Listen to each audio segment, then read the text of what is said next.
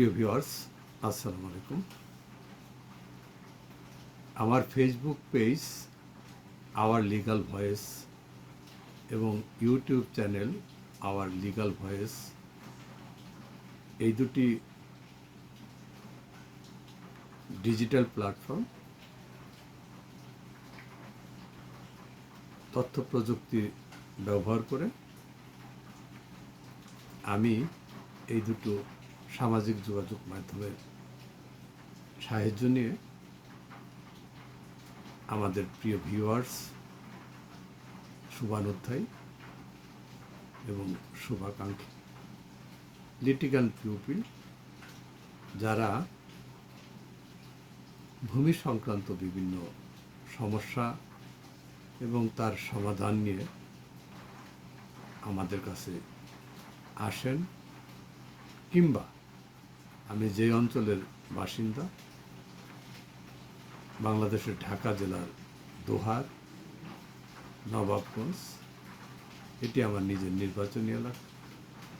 এই অঞ্চলের বাসিন্দারা অনেক বেশি প্রবাসী এবং প্রবাস থেকে আমাদের একটি ব্যাপক জনগোষ্ঠী বিভিন্ন সময়ে ভূমি সংক্রান্ত বিভিন্ন অপরাধ, বিভিন্ন সমস্যা নিয়ে আমাকে ফোন করেন, ফেসবুকে নক করেন, হোয়াটসঅ্যাপে ফোন করেন, হোয়াটসঅ্যাপে মেসেজ দেন, কিংবা তারা বাংলাদেশে আসলে আমার সাথে দেখা করে তাদের সমস্যাগুলো বলেন, সমাধান চান। সময়ের স্বল্পতার কারণে আবার ওনাদের নিজ নিজ কর্মস্থলে চলে যেতে হয়, সমস্যাটির সমাধান করতে পারেন না।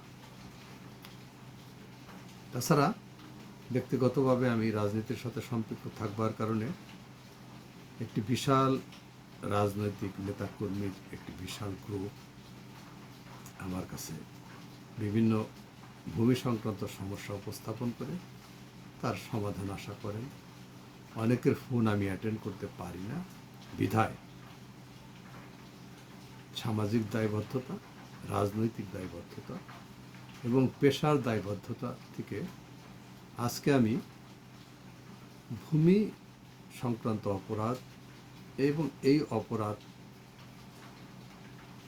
যিনি সংগঠিত করবেন তার বিরুদ্ধে কি প্রতিকার ব্যবস্থা নেওয়া যায়, প্রতিকার এবং প্রতিরোধ, সেই প্রসঙ্গে একটু আলোকপাত করতে চাই।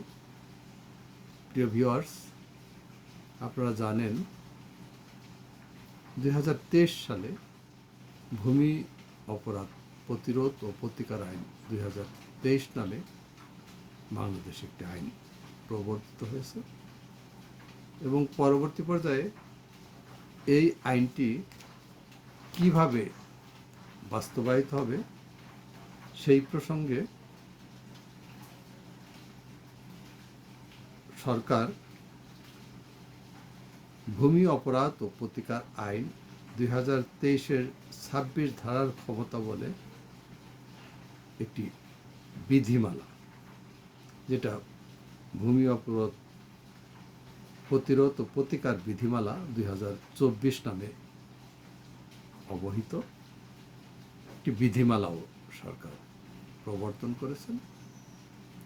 এই বিধিমালার আলোকেই ভূমি অপরাধগুলো কিভাবে প্রতিরোধ এবং প্রতিকার করা হবে তার একটি সিস্টেম এখানে বলা হয়েছে। প্রিয় ভিউয়ার্স, প্রথমেই আমাদের জানা প্রয়োজন যে ভূমির মালিকানা কিভাবে নির্ধারিত হয়। ভূমির মালিকানা নির্ধারণ হবার যেই বিষয়গুলো সরকার বা রাষ্ট্র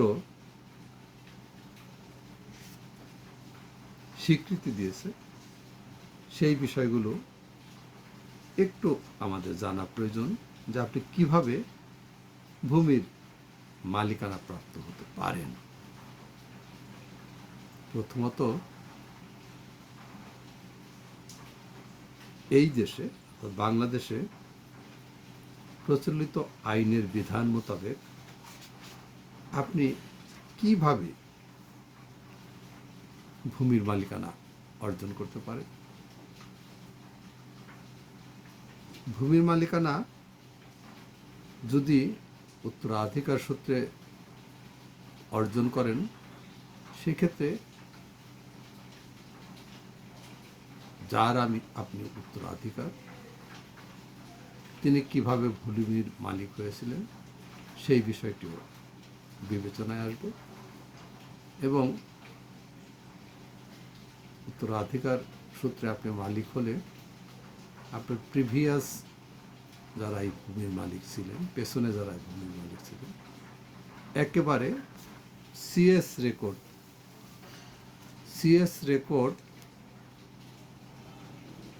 প্রস্তুত হওয়ার কালীন সময়ে আপনার পূর্বপুরুষরা যদি এই সম্পত্তির মালিক হয়ে থাকেন, তাহলে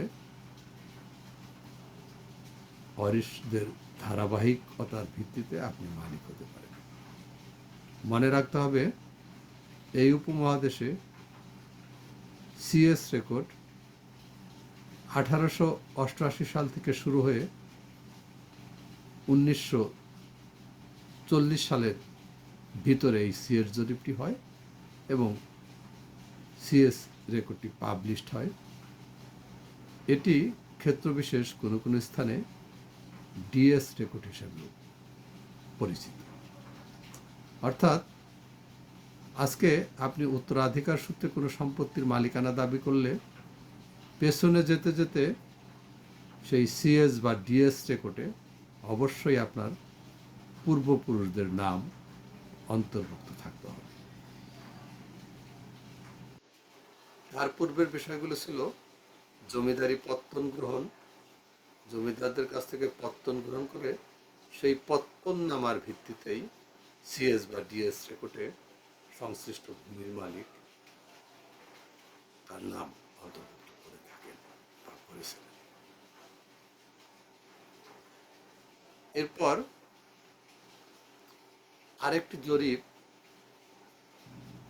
তৎকালীন পাকিস্তানে সংগঠিত হয়, যেটি আমরা SA record, state acquisition SA record হিসাবে যেটিকে আমরা চিহ্নিত করে থাকি।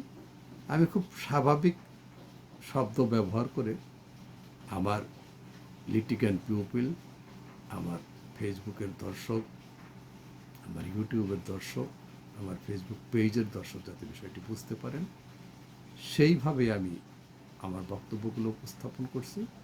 এটা কোনো একাডেমিক ডিসকাশন নয়। সুতরাং এখানে আমি কিছু আঞ্চলিক শব্দ,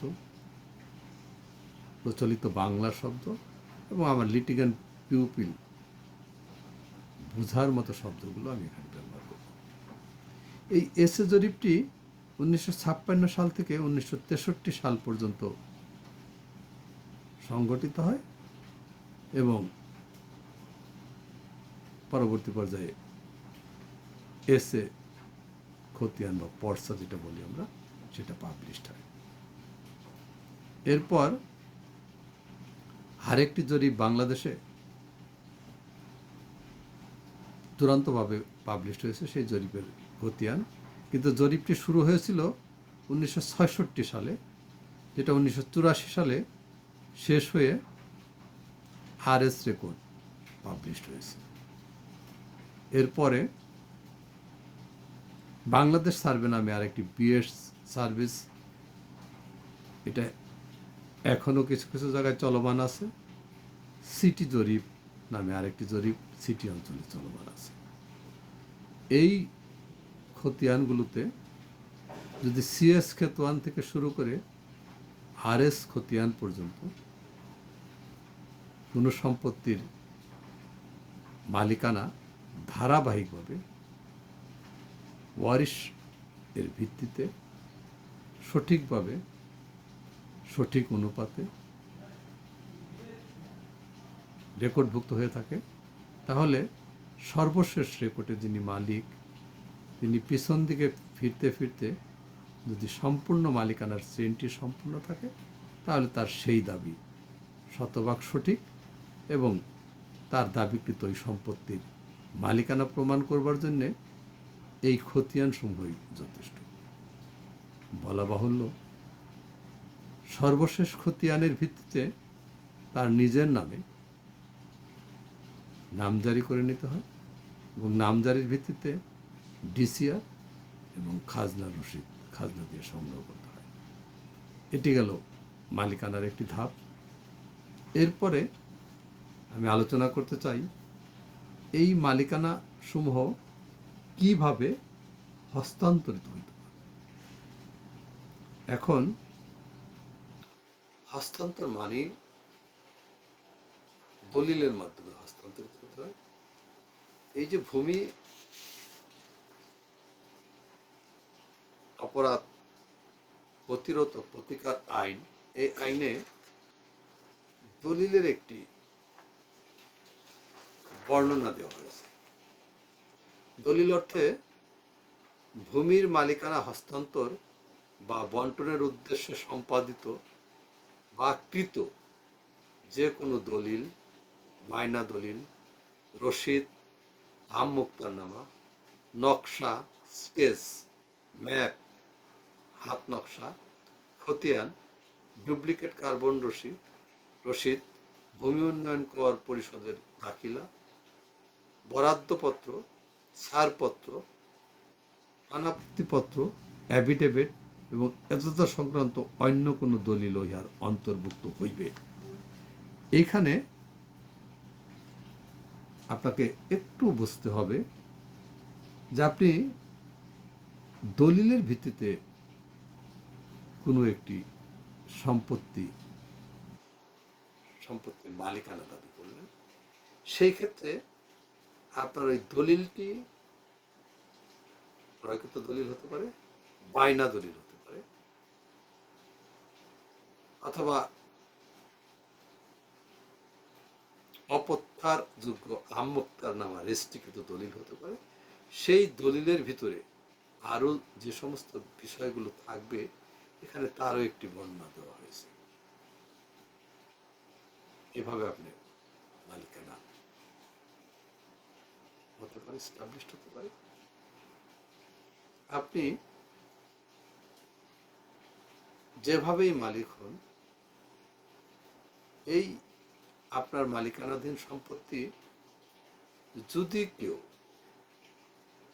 জবরদখল করতে চায়, আপনাকে দখলচ্যুত করতে চায়, উচ্ছেদ করতে চায়, সেই ক্ষেত্রে আপনার করণীয় কি? বিশেষ করে আমার প্রবাসী দর্শকরা, প্রবাসী বন্ধুরা এই সমস্যাটি বেশি ফেস করে থাকে। তারা সম্পত্তি ক্রয় করে, বিশেষ করে ঢাকার আশেপাশে যেগুলো শহরে রূপান্তরিত হচ্ছে, শহরতলি আমরা যাকে বলি, সেই শহরতলিতে এই সমস্যাগুলো বেশি হয়ে থাকে। আমি আজকে আর একাডেমিক কথা না বলে একেবারে কেস টু কেস কিভাবে প্রবলেমগুলো হয় এবং কি ধরনের সমস্যাগুলো হয়, সেই সমস্যাগুলো সমাধান করবার জন্য আপনাকে কি পদক্ষেপ নিতে হবে সেই প্রসঙ্গে খুব খোলামেলা আলোচনা করতে চাই। প্রথমেই আমি যে কথাটি বলতে চাই, আপনার জমির মালিকানা অর্জন করবার ক্ষেত্রে, অর্থাৎ আপনি যদি শহরতলি অথবা বাংলাদেশের যে কোনো জায়গায় সম্পত্তি ক্রয় করে তার মালিকানা অর্জন করতে চান, তাহলে আপনাকে কিছুটা সতর্কতা অবলম্বন করতে হবে। প্রথমত, আপনি যেই সম্পত্তিটি ক্রয় করতে চাচ্ছেন এবং যার কাছ থেকে ক্রয় করতে চাচ্ছেন, তার কাছ থেকে প্রথমেই এই জমি সংক্রান্ত সংশ্লিষ্ট সকল কাগজপত্রগুলো ফটোকপি আপনি বুঝে নেন। বুঝে নেবার পর যিনি এই জমি জমা সংক্রান্ত কাগজপত্র সমূহ সম্পর্কে স্বচ্ছ ধারণা রাখেন, তার সাথে আলোচনা করবার পর আপনি যার কাছ থেকে এই সম্পত্তিটি ক্রয় করতে মনস্থির করেছেন, ওই ব্যক্তি কর্তৃক প্রদীয় সর্বশেষ নামজারি, খাজনা, ডিসিআর এগুলো সংশ্লিষ্ট অফিসে গিয়ে দেখে নিন যে এগুলি সঠিক আছে কিনা।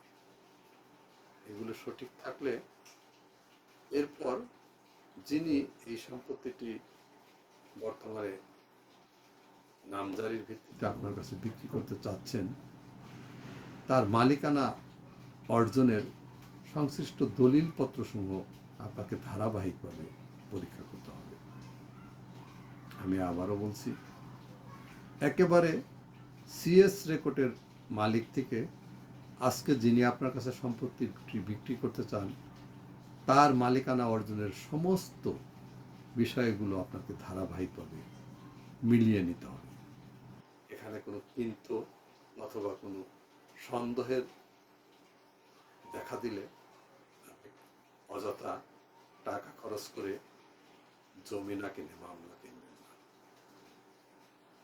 সেক্ষেত্রে টাকা খরচ করে আপনার মামলা মোকদ্দমা কেনা হবে, জমি কেনা হবে না। মনে রাখতে হবে, বাংলাদেশের আদালত সমূহে সবচেয়ে বেশি ভূমি সংক্রান্ত মামলা মোকদ্দমা এখনো বিদ্যমান আছে, এবং এই মামলাটি এতটাই দীর্ঘকালীন সময় ধরে এই মামলাটি বিভিন্ন আদালতে চলমান থাকে। অনেক ক্ষেত্রে আমরা খুব দুঃখের সাথে বলতে হয় দেখেছি যে একজন সিভিল মামলা অর্থাৎ দেওয়ানি মামলা শুরু করলে তিনি রেজাল্ট পান না, তার ছেলে রেজাল্ট পান না, তার নাতি পুতিকে রেজাল্ট নিতে হয়। সুতরাং এই সূত্রতা কমানোর জন্য সরকার, আইন বিভাগ সক্রিয় ভূমিকা রাখার চেষ্টা করছে, কিন্তু আমাদের জনসংখ্যার তুলনায় আমাদের বিচারিক অবকাঠামো স্বল্পতা থাকবার কারণে এবং বিচারিক প্রক্রিয়ার একটি দীর্ঘসূত্রতা থাকবার কারণে এই সমস্যাগুলি খুব দ্রুত সমাধান করা সম্ভব হচ্ছে না। প্রিয় ভিউয়ার্স, আজকের টকশোটি আর দীর্ঘায়ু না করে আমি আজকে এ পর্যন্ত রাখছি। আমার এই টকশো বা ফেসবুক পেজ এবং ইউটিউবে আপলোডকৃত এই সমস্যা নিয়ে আমি ধারাবাহিকভাবে আলোচনা অব্যাহত রাখবো। আজকে এই পর্যন্তই শেষ করছি। এরপর দ্বিতীয় পর্বে আমি আলোচনা করব যে আপনার অর্জিত মালিকানাধীন ভূমি কেউ জবরদখল করলে অথবা করতে চাইলে আপনি এই প্রতিকারের ব্যবস্থা নেবেন সেই প্রসঙ্গে আমি এই সিরিজটি কয়েকটি ধাপে উপস্থাপন করতে চাই। আপনারা ভালো থাকবেন এবং আমার ইউটিউব চ্যানেলের সাথে থাকবেন, এই প্রত্যাশা রেখে আজকে শেষ করছি। খোদা হাফেজ।